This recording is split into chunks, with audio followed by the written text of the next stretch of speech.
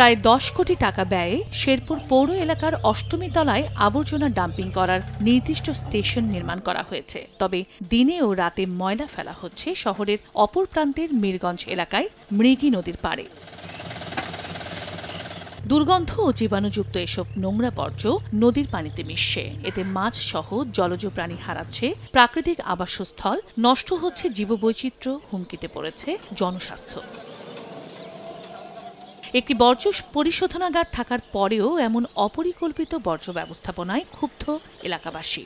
যাতায়াত করা খুব অসুবিধা, এই ময়লার গন্ধে যাওয়া যায় না। টাউনে যত ময়লা উন্দে ফেলা ইন্দে আমরা চলাফেরা করি, নাক বুন্দে যাওয়ার পাই না।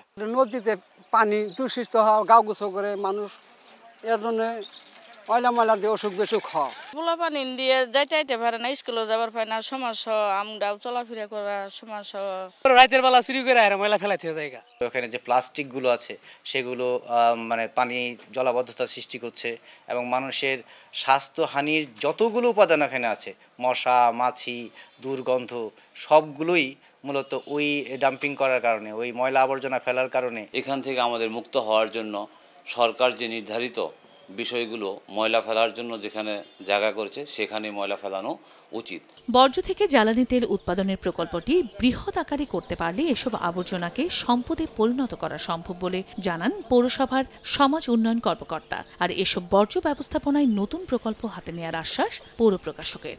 অষ্টমীতলা বাস স্টেশন ল্যান্ডফিলটা বড়, কিন্তু পৌরসভায় যে পরিমাণে বর্জ্য উৎপাদন হয় সেটার ওই ল্যান্ডফিলে আসলে কভার করে না। ওয়েস্ট ম্যানেজমেন্টটাকে কিভাবে আরও সায়েন্টিফিক্যালি করা যায় যেন জনগণ দুর্ভোগের শিকার না হয় সেদিকে আমরা বিশেষ দৃষ্টি রাখবো। পলিথিন থেকে তেল উৎপাদনের প্রক্রিয়া চলমান, তো কিছুটা আমরা সফলতা দেখেছি। তো এখানেও ফান্ডিংয়ের দরকার, পর্যাপ্ত ফান্ডিং হলে এই প্রকল্পটাকে আমার মনে হয় যে সাস্টেইন করা সম্ভব। পৌর কর্তৃপক্ষের তথ্য মতে শেরপুর শহরে প্রতিদিন প্রায় 30 টন বর্জ্য উৎপন্ন হয়। সময় সংবাদ, শেরপুর।